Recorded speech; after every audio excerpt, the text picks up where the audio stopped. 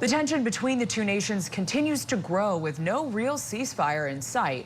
President Trump even saying yesterday that it might be better to let Ukraine and Russia, quote, fight for a while before pulling them apart and pursuing peace. Joining me now on this and other topics is Tommy Pigott. He's the principal deputy spokesperson for the Department of State. Tommy, thank you for your time this Friday. What is the administration's reaction to this attack overnight in Ukraine?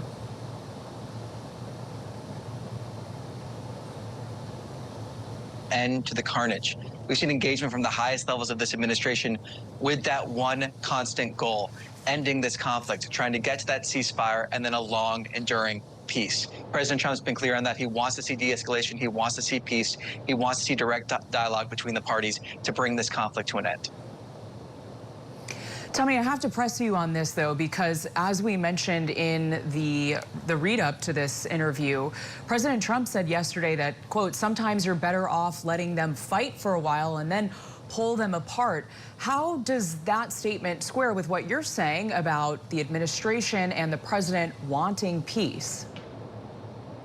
Well, President Trump's been very clear from the beginning of this administration. We've seen engagement from the highest levels of this administration, and we are closer to peace than we were before President Trump took office because of President Trump's leadership. The fact that we've had dialogue, we've had conversations, we've seen conversations with both Russia and Ukraine. We have seen that, and President Trump has spoken about that to the American people directly. He has been very clear that his main motivation here is an end to this carnage, an end to this bloodbath.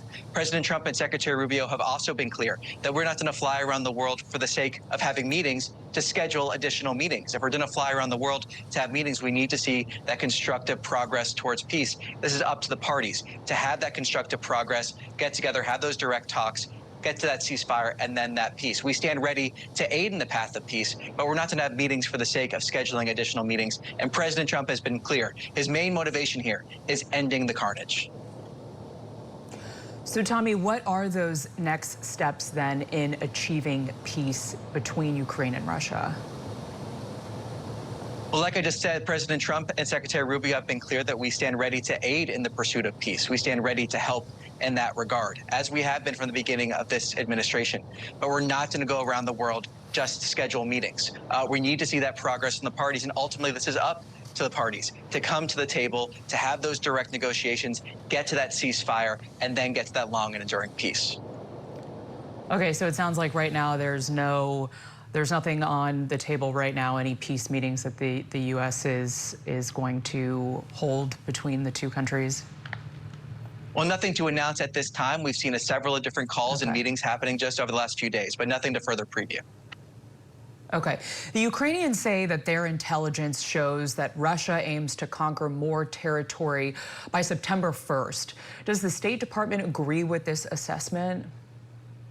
We do not discuss intelligence matters publicly from either the media or the podium, but what I can say in general, again, is we need to see those direct talks happen, but I'm not going to discuss intelligence matters through the media.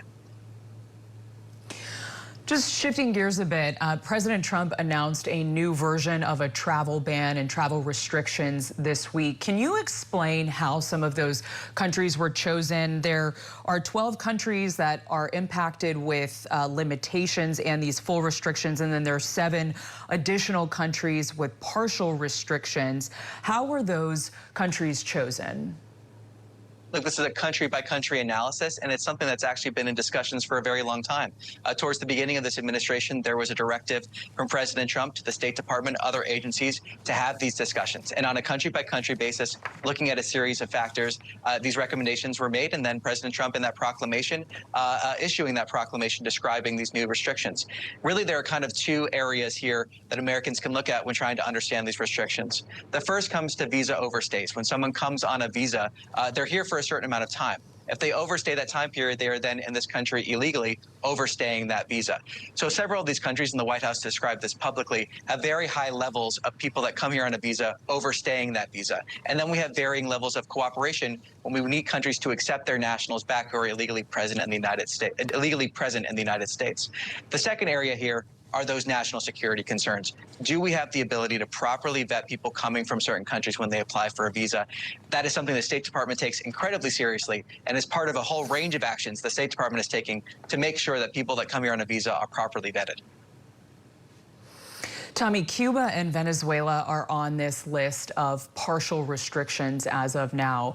The United States used to want people to seek asylum from these kinds of dictatorships. I know Secretary Rubio's family has roots in Cuba. Does this administration encourage people from countries specifically like Cuba and Venezuela to still seek asylum here?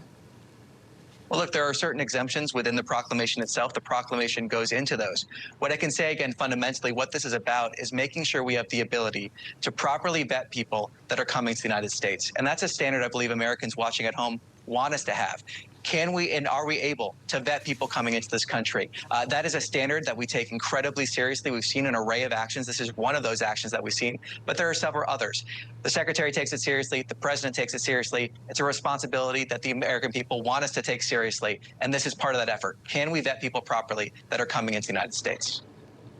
So can the State Department and the Department of Homeland Security vet people coming from Venezuela and Cuba then? There are so many people that have come from both of those countries seeking political asylum over the years. Well, each of these determinations was a country-by-country basis, but then each visa determination then in turn is a case-by-case basis. I already mentioned some of those exemptions, for example. So when we're talking about specifics, it really is case-by-case. But fundamentally, we need to see the ability to vet people properly that are coming into this country, and that really depends on the country. And what we're hoping to see is further analysis here. I mean, this was in the proclamation itself, further analysis 90 days from now and then 180 days thereafter to see if we see changes, if we need to change some of these restrictions, of course, up to the determination of the president. So this is a dynamic situation, but fundamentally that standard is, can we properly vet people coming into this country? And that's a responsibility we take incredibly seriously. Okay, Tommy Pigott, who is the principal deputy spokesperson at the State Department, thank you so much for joining Scripps News and breaking down some of the news of the week for us. Thank you for your time. Thanks for having me on.